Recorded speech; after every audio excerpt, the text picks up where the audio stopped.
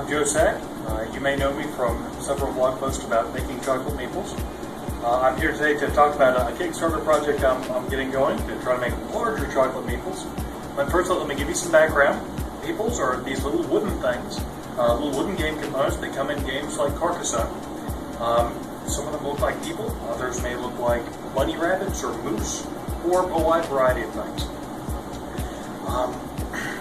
To make molds for them, what we do, we take some silicone molding putty from MakeYourOwnMolds.com. We have some two components. What you do, you mix them together, you kind of fold it into each other, and then once it's a homogeneous mixture, what we're going to do is completely cover one of these meeples and put it on a nice flat surface to get a good area.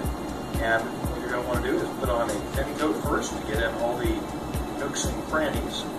Make sure you get a good defined shape and kind of push it into the nooks and crannies. Then put a little bit more surrounding it just to make sure you don't have any thin corners and you have a good piece you can work with when you're molding. After this, it's going to take probably a couple hours to dry, so we'll be ready to make our chocolates. When it's done, it's going to look like one of these, which you'll see is just a nice empty silicone mold. When it dries, the wooden meeple pops right out, doesn't damage it at all. From these molds, what you can do, you can get some candy melts or chocolate or whatever you want to, melt it, fill the molds, and they turn into these lovely chocolate meeples.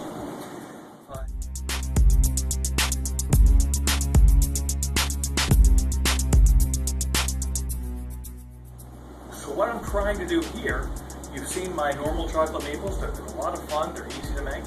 I'm trying to make giant hollow chocolate meeples. So have you ever gotten an Easter bunny and just thought, I love this, but why isn't it meeple shaped? I know I have. So what we've done, a lovely Etsy artist called Dan Phibbs has made these giant wooden meeples for us.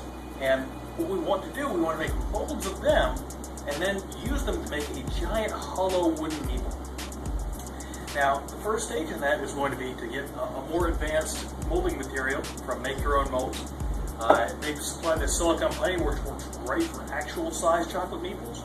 But for something this big, we're going to need to make kind of a two-part mold so we can really get a good hollow chocolate meeple.